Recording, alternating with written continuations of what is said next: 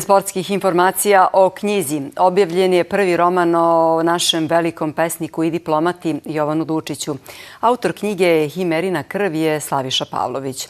O Dučiću znamo mnogo, a možda najbolje da je cijelog života bio veliki rodoljub.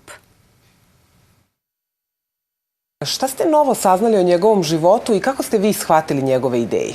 Jedna od tih je da se nadao mestu premijera 1937. nakon uspešne obavljene diplomatske misije u Rimu. Međutim, on je za to nagrađen mestom ambasadora u Rumuniji. Zapravo, on u svom dnevniku kaže i da je sklonjen daleko, da pošteni ljudi poput njega, rodoljubi, budu daleko od toga šta se sve radi. Od rodnog Trebinja preko Beograda pa do Pariza i Rima, knjiga prati sve gradove i godine u kojima je Dučić stvarao i živeo. Bez obzira što je malo vremena u svom životu proveo u Trebinju, on stalno govori o svom rodnom gradu.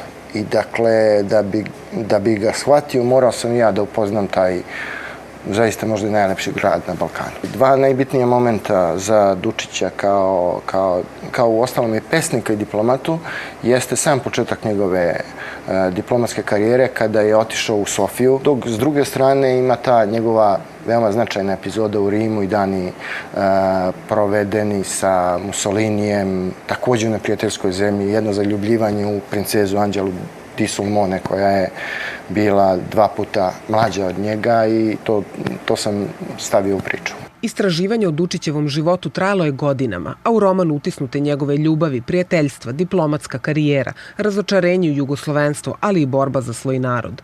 Usponi i padovi pratili su ga od Evrope pa sve do Amerike, gde je završio svoj život.